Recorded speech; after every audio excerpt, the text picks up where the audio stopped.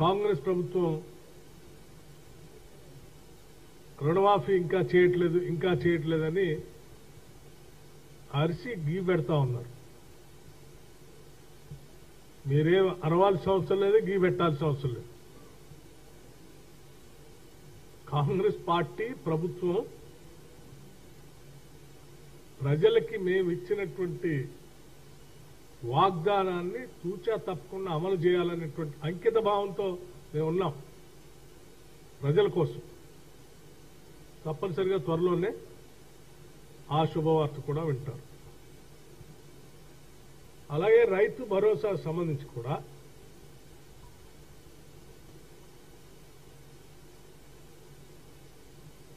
మేము రైతు బంధు నుంచి రైతు భరోసా చేసే ప్రక్రియలో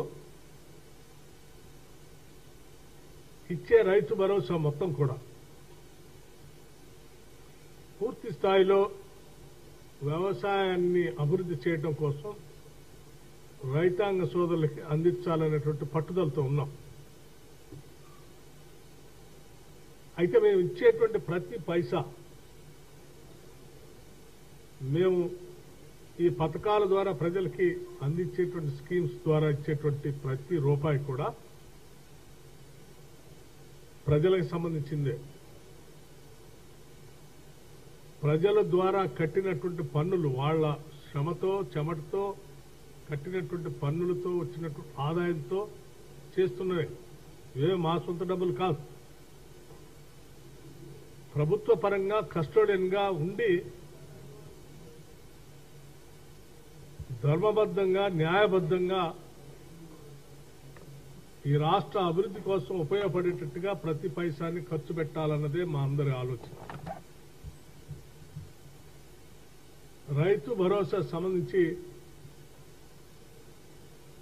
రాష్ట్ర ప్రభుత్వం నేను చూసుంటారు, ఒక సబ్ కమిటీ కూడా నియమించింది విధి విధానాలు నిర్మించడం కోసం. సో విధి విధానాలు నిర్ణయించేటప్పుడు మేము సొంతంగా నిర్ణయాలు చేయదలుచుకోలేదు. ప్రజల డబ్బు ఇచ్చేది ప్రజలకి, రైతులకి. సో ప్రజలందరి మధ్యలో చర్చకు పెట్టి అన్ని జిల్లాల్లో కూడా సాధ్యమైనంత వరకు పాత 10 జిల్లాల్లో స్టేక్ హోల్డర్స్ అందరితో మాట్లాడి అందరి అభిప్రాయాలు తీసుకున్న తర్వాత ఆ అభిప్రాయాలన్నింటినీ కూడా కూలంకషంగా కూర్చి డెఫినెట్ గా రేపు పొద్దున జరిగేటువంటి బడ్జెట్ సమావేశాల లోపలనే ఒక రిపోర్ట్ ప్రభుత్వానికి ఇచ్చి ఆ రిపోర్ట్ అసెంబ్లీలో చర్చకు పెట్టి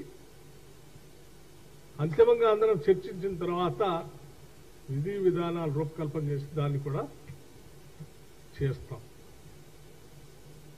సో ఈ నిర్ణయాలు చేసే ప్రక్రియ అంతా కూడా మేమేదో 4 గోళ్ల మధ్యలో కూర్చొని మా ఇష్టాన్ని రీతిగా చేసుకుంటున్నామని ఎవరైనా అక్కడెక్కడ మాట్లాడుతూ అన్నట్టు వార్తలు వింటాం. ఏం లేదు, మాది చాలా ట్రాన్స్పరెంట్ ప్రభుత్వం. ప్రజలకి అకౌంటబుల్ గా కూడా ఉండాలనుకుంటున్నాం. ప్రజలు కట్టే ప్రతి పైసను కూడా ఎవరికి ఇవ్వాలి, ఎవరి కోసం ఖర్చు పెట్టాలనేది ప్రజల్ని అడిగి వారందరి అభిప్రాయాల మేరకే ఖర్చు కూడా పెడతాం. సంపద సృష్టిస్తాం, పంచుతాం. ఆ పంచే ప్రక్రియ కూడా ప్రజల ఆలోచన మేరకే చేస్తాం. త్వరలోనే ఈ సభలో సమావేశాలు కూడా ఉంటాయి. రైతాంగ సోదరులందరితో మాట్లాడతాం, ట్యాక్స్ పేయర్స్తో మాట్లాడతాం, even EVS workers, indirect tax pay చేసే వాళ్ళతో మాట్లాడతాం, అందరి మీడియా మేధావులతో మాట్లాడతాం, అందరితో మాట్లాడతాం. ఈ క్యాబినెట్ సబ్ కమిటీ ఒక నిర్ణయం తీసుకొని అంతిమంగా we will submit A report.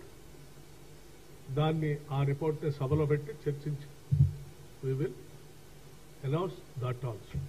So మీరు ఏ రకంగా చూసుకున్నా కానీ ఏ ఒక్కదాన్ని కూడా మేము వదిలిపెట్టాలి